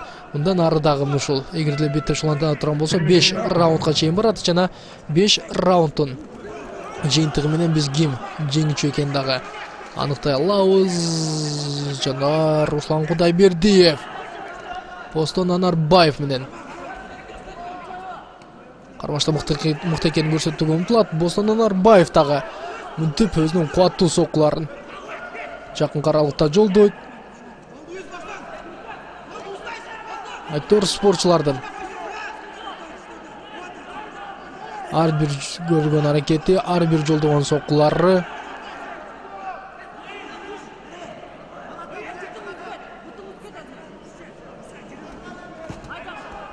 ардын өзгөчө кадамдарга бара ала турганын дагы кабар берет. Бостон Анарбаев мынтип каршылашынын колдорун байлап алгандан кийин ал дагы активдүү болууга умтулушу керек. Руслан Кудайбердиев каршылашын сеткага такап алып толугу менен көзөмөл жүргүзүүгө умтулду. Жана азыр Руслан Кудайбердиевдин бир аз чарчап калгандыгы байкадык. Айтор өтө бир ыңгайлуу позиция болчу, каршылашынын бул сеткага такап турган жери болчу. Жана албетте спортчу мынтип чарчагандан кийин бир аз козгогондо көзөмөлдү алга бир аз кыйын болуп калды. Спортчулардын аракеттерин байкайбыз. Руслан Кудайбердиев жакын аралыктан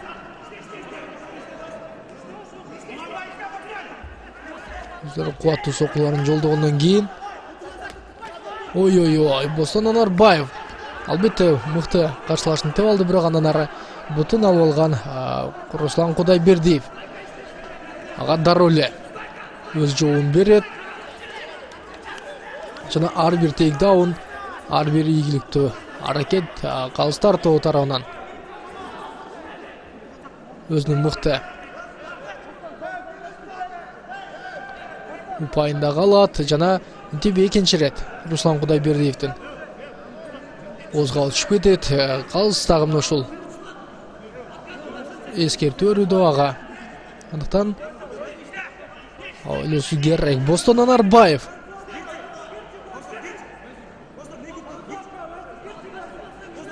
бүтөт. Жана Бостон Анарбаевдин жазгыруучу соккулары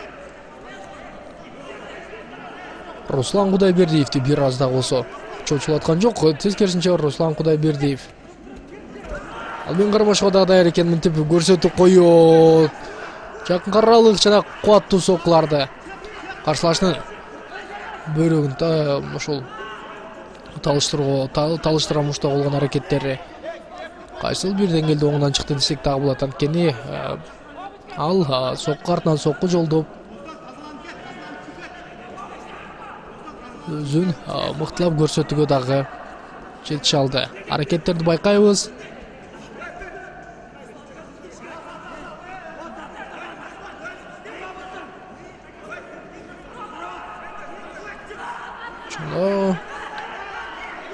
Нені көрсөтүрөт Руслан Кудайбердиев. Каршылаштын мына Муслим минип алып дагы соккуларды жолдойт. Ал эми Бостон Анарбаев.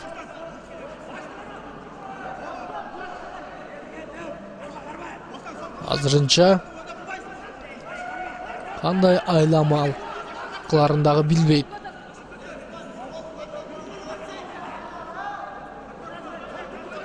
Аракеттерди байкайбыз. Жеңишке болгон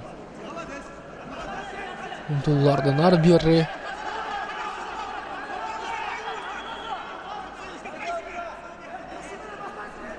өзгөчө болсок дагы болот.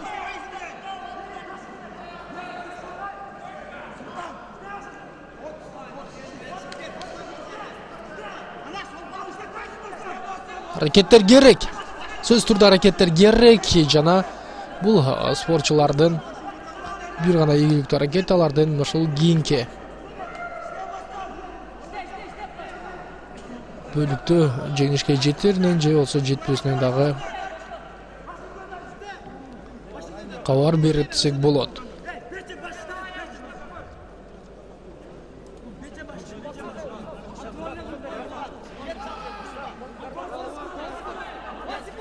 Жана багынууда жок. Руслан Кудайбердиев башы менен сүз утат деген дагы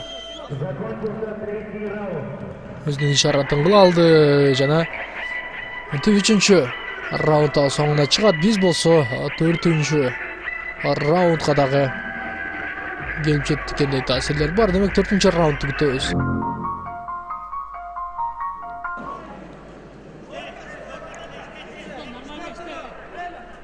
Демек Руслан Кудайбердиев каршылашын интип башы менен сүздү деген ишаратты кылды 3-чү бөлүктүн соңунда. Анын ал ушул бурчка такалып калуусунан убакыттын бүтүшү гана куруп кете алган. Эми 4-чү раунддун жүрүшүндө андай учурларга, андай аракеттерге дуушар болууга умтулуусу керек. Жана Руслан Кудайбердиев 2 түз сокку, андан кийин каршылашын бүтүн көздөй кирип барууга дагы умтулат. Ал эми Бостон Анарбаев күтөт. Тизелер бар жана айтор ар бир аракет, ар бир учур өзгөчө. Буга чейин Адлет Мусаев менен Максутбек Балтабаевдин ортосундагы беттештен ошол тизе менен кубаттуу соккулар, өзгөчө аракеттер дагы ошол көп болгон. Демек бул ирет дагы спортчулар эми 4-чү раунддун жүрүшүндө тизелери менен өз соккуларын дагы жолдо умтулушат. Жана аракеттерди байкайбыз. Андан ары Бостон Анарбаев каршылашын бутуна кирип барып дагы кетирет. Бирок аны толугу менен байлап алган Руслан Кудайбердиев. Ишенимдүү боло алабы?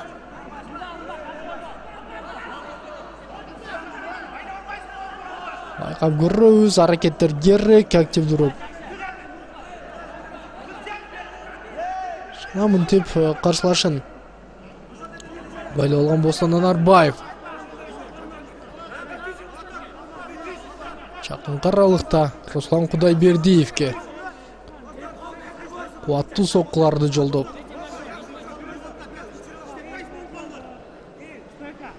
өзүнүн активдүүлүгүн дагы көрсөтүүгө умтулат. Жана биз аракеттерди байкап көрөбүз. Чындыгында эле эки спортчу тең. Өзлөрүн бардык тараптан мыкты көрсөтүүгө дагы умтулушууда. Жана ошол техникалык кур үчүн дагы болгон беттешке экөө тең татыктуу экенин көрсөткүсү келет. Анткени ушул 4-чү раунддун жүрүшүндө алар кармашуу да мындай көп убакытка буга чейин кармаштагылар жеткен жок. Эң эле көп дегенде дагы мына ушул 3-раунддун жарымына чейин барышкан дагы толугу менен ошол убакыттын бүтүүсү менен жеңишке жеткендер. Бул мелдешин алкаганда бирөө гана болду жана мынтип эми финалдык кезгелүүдө спортчулар 5 раундга чейин экөө тең чыдай алабы, 5 раунд кармашалуу байкайбыз жана атаандашынын колу мынтип кайрып алгандан кийин 3 бурчтукка кетирүүгө дагы мүмкүнчүлүк бар жана Руслан Кудайбердиев каршылашын 3 бурчтукка тарта алабы же тарта албайбы деген дагы суроолор пайда болуп калды. Анткени Бостон Анарбаев дагы мынтип анын 3 бурчтугунан чыгып кетүүгө толугу менен умтулду жана азыр Руслан Кудайбердиевдин аракети оңунан чыккан жок. Дагы Бостон Анарбаев экөө тең туруп алып аракеттерин көрүүгө дагы даяр техникалык кур. Бул жерде эми булардын ар бир аракетине, ар бир учуруна өзгөчө таасирин тийгизет жана Руслан Кудайбердиев азыр бүтүсүз сокко өткөрүп алды талуу жерине. Албетте беттешти уланталат деп ишенебиз жана ал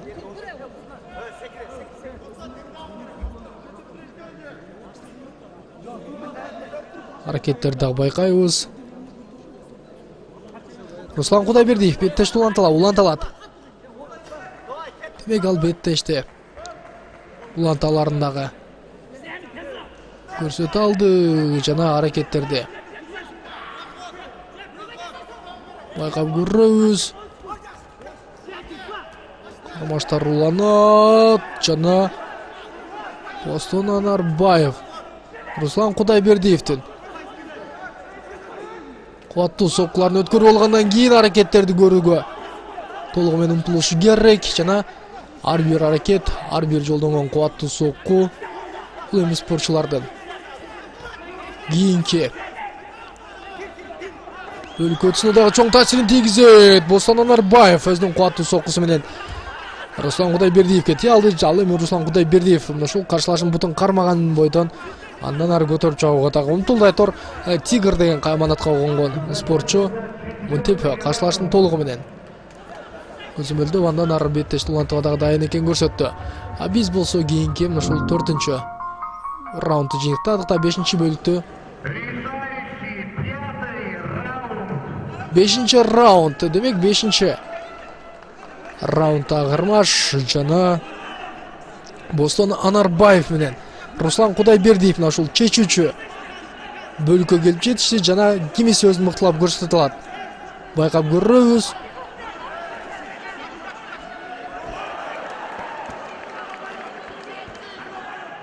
Руслан Кудайбердиев бул бөлүктө мыкты экенин көрсөтүүгө ашыгат жана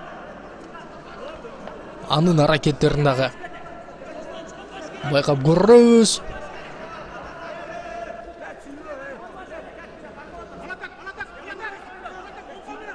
Өзүн көрсөтүүдө мыкты кадамдарга барууга дагы даяр экенин көрсөткүсү келет. Жана VF Pro Fight алкагындагы биздин эки мекендешибиз техникалык кор үчүн күч сынашууда жана мына ушул 5-раунддун жүрүшүндө биз жеңүүчү ким экенин дагы аныктайбыз. Жана ал жеңүүчү.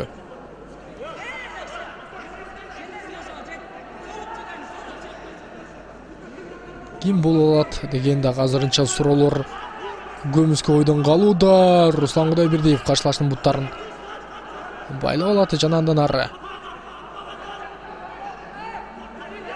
тейкдаунга кетире алабы. Байкап көрөбүз, аракеттер бар. Жана мынтип сокку артынан сокку капталга болгон соккулар Бостон Анарбаевтан орун алган менен Руслан Кудайбердиев өз мыктылап көрсөтүүгө даяр. Каршылашын бутун тартып андан кийин сол хук менен дагы сол муш менен дагы сол капталдан муштай алды. Жана спортчулардын аракеттерин байкайбыз.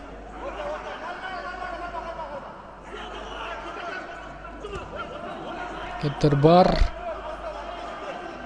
Жана Руслан Кудайбердиев 3-раундтун жүрүшүндө өз аракетин көрүүдө. Мыктыкен көрсөткүсү келет.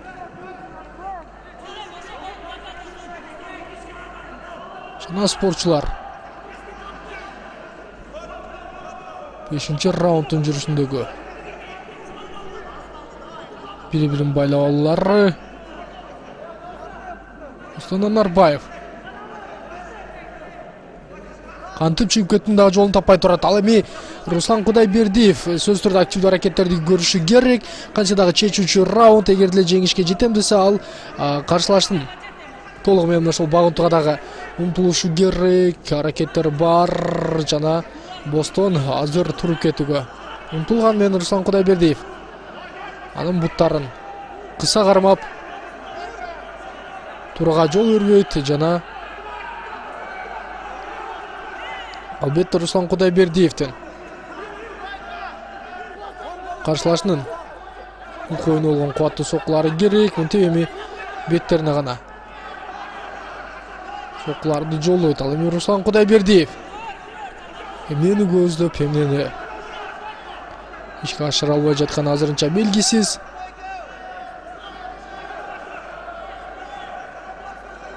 Аракеттер керек, канча дагы активдүү. Бостон Анарбаев кубаттуу соккуларын өткөрө алды.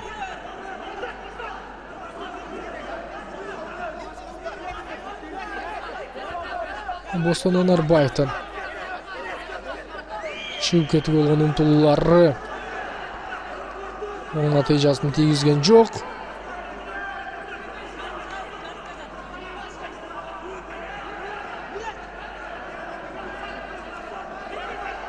Аракеттер керек. Эки спортчуга тең. Бостон Анарбаев бутун бошотуп алды. Демек мындан ары туруп кетеби, жолса кайрадан бутун алдырып коебу? Жок, бул иретте Руслан Кудайбердиев каршылашын бутун кармоон эмес, анын үстүнө чыгып ошол соккулар жолдон дагы ойлоп жаткандай таасирлер бар. Жана убакыт дагы ошол соңуна чыгууга өтө аз калат. Ал ортодо Руслан Кудайбердиев.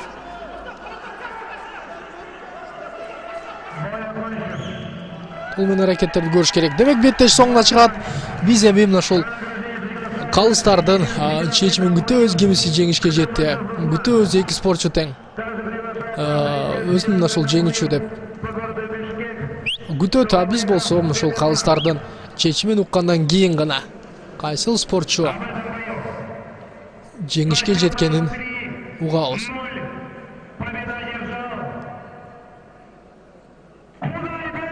Охо, Руслан Кудайбердиев калыстардын бирдиктүү чечими менен жеңишке жеткен экен. Демек Руслан Кудайбердиев ошол ВФ Pro Fight оюнунун эң жеңил салмактагы техникалык курдун ээси болушу менен куттуктайбыз. Ардактуу мекендештер, барыңыздарды ошол спортту сүйгө жана спорт менен машууга чакырамын. Кызматыңыздарда мен Бактияр Кыдыралиев болдум. Кайрадан амандашканга чейин бар болуңуздар, спортту сүйүңүздөр жана спорт менен машыгыңыздар. Амандашканга чейин.